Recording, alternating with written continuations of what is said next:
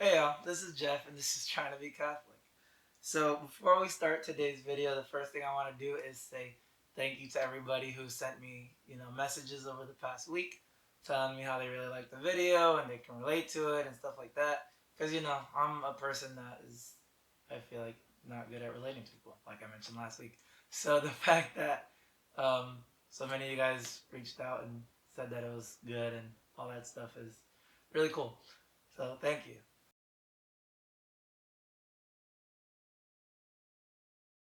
For today's video, I'm going to do something that I haven't done yet.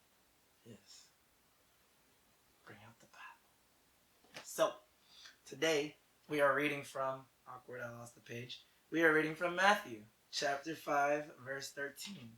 And I'm going to put a link in the description so you can click it and you can see the verse for yourself and maybe read some of the other stuff. Okay, so it says, "You are like salt for the whole human race. But if salt loses its saltiness, there is no way to make it salty again. It has become worthless, so it is thrown out and people trample on it." So basically, this is part of Jesus' Sermon on the Mount, right? This is a part where Jesus is kind of giving a whole discourse about the way you should live your life and how you should treat others and things like that. And so there is truth to this in the way, salt adds flavor and salt helps to preserve things, right? Back in the day, that's what they would use salt for. They would use salt to add flavor. We still use salt today to add flavor, but they also used it to preserve things, right? To keep things the way they were, right? And from going bad. So I read to you this verse because our topic today is going to be around flavor, right? So flavor is an acronym that I actually came up with a couple of years ago for my confirmation class, kind of around this idea of characteristics that we as Catholics and Christians need to have in our lives in order to have flavor, right? In order to have that thing that gives us life and that helps preserve life. So what I'm going to do is I'm going to go through the acronym with you and provide some, little practical things that you can do to try and, get more flavor in your life, because we call these a little sazon, So, I really said that. That's funny. So flavor. The first letter of flavor is F, and what it stands for is faith, right, or faithfulness, right. So a lot of us struggle with faith and being faithful in the church, right. A lot of people nowadays are very much so of the Catholics by name, and so you might be in that position where you kind of want to have more faith, or maybe you're the person that just goes to mass, but you don't really pay attention or know what's going on, or you want something more out of it, right? So being faithful is part of the way you can do that, right? Faith is a gift from God.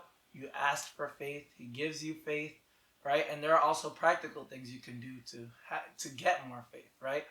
First thing is going to mass more, right? If you're already going every Sunday, go an extra day during the week, right? You'll be surprised at how much that can change you and increase your faith. Um, Other thing is praying more, right? Making a commitment to be faithful to God by praying to Him every day, right? Or, just more than once or twice a week. Um, and, things of that nature, right? Just really trying to do things more of the faith, right? To get more faith in your life. Next is L, loving, right? So this one is a little bit harder to say practically, but one of the things that you can do is simply just be there for people, right? A lot of the times people just need someone to be there, and we can love them just by simply being there, right? And that goes for people in our own communities, right? In our church communities. A lot of people don't feel loved and they don't feel welcomed in things like the church. And so just by simply being there and showing up and being there for them, you can love others and people can feel love, right? Just like Jesus did. Jesus went out there to people and was just with them. So loving, right? Next is ambition. Ambition towards doing the Lord's will, right? As Catholics, one of the things we should always be striving to do is is his will, right? What he wants, not what we want. He, as Catholics, we believe he is the one that is in charge of our life. He knows what is best for us. And so we strive to do that in whatever way, shape, or form it might be. And, that's another thing that we pray for. We pray to him.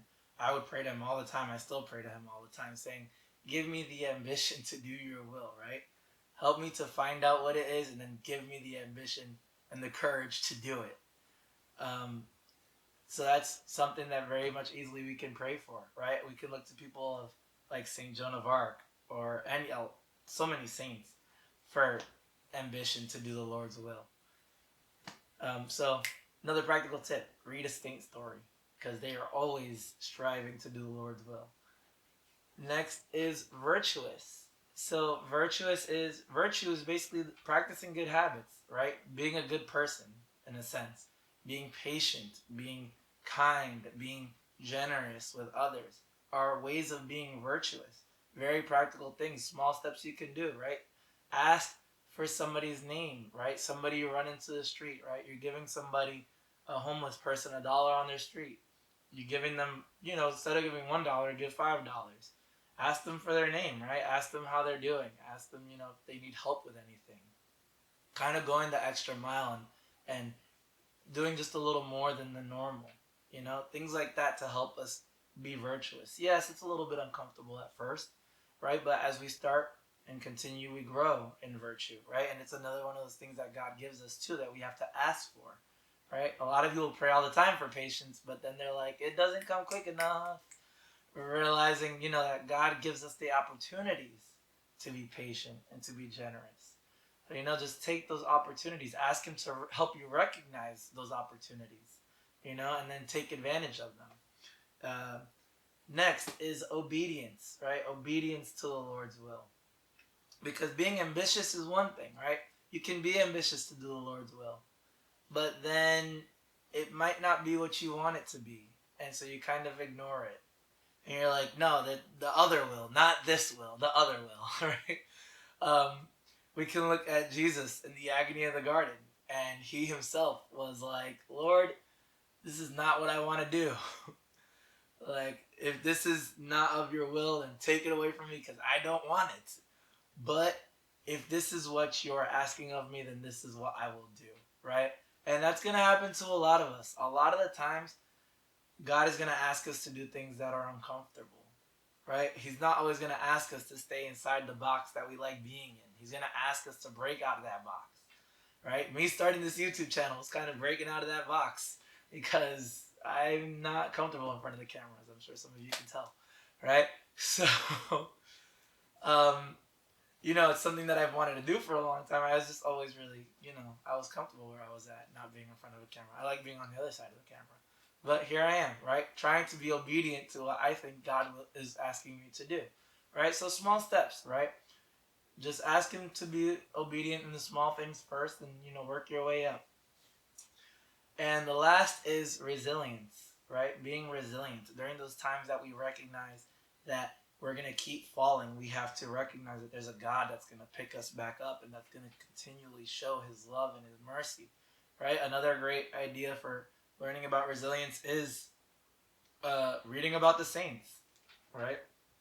And another great way to practice resilience is by going to confession more, right? People sometimes go once a year, if that, and they should really make a habit of going, once a month, ideally, right? Some people do more, some people do less, but once a month or once every other month is kind of a good way to start working on that resilience, recognizing that God is going to keep picking you back up, no matter how hard you fall, as long as you're willing to accept his love and forgiveness and his mercy. And so, yeah, just working on those things, right? Trying to be flavorful, right? That's my Instagram handle, trying to be flavorful. Trying to have the fullest of flavor, right? To add sweetness to your life, to preserve your life, and, to preserve the life of others, right? Because the things that we do not only affect us, but they affect others. Not only in sin, but also in virtue, right? So we really should be striving to have that flavor, right? That faithfulness, that lovingness, that ambition, that virtue, that obedience, that resilience, right? These are the characteristics that make up the saints, right? And so that's what we should be striving toward. It is not impossible for us to be saints, right? We are all called to be saints. We are all called to have this flavor within us, right? And to share this flavor with others, right? And so that's the video today, right? Tell me if you guys liked any of this. Which one was the one that you're struggling with the most? Which one do you feel like is the easiest? Right? For me personally, obedience was something that I thought I was strong at, but then I realized, I still need a lot of work in obedience. And resilience was something that was really hard for me before, but by God's grace now is a lot easier, right? And so, just let me know what you think, right? Tell me if there's anything you're struggling with, something that, you want me to pray for you for, if you want more virtue, if you want more ambition in His will, and I'll pray for you guys. Right? So that's been it. Hit me up on Twitter, Facebook, Instagram, YouTube. Like, subscribe, comment, share. Please share, right? Because others should hear this, right? If this was something that you thought was cool, share it with others. Help spread the love, right? Part of the first way of being virtuous. No, it's not a way of being virtuous.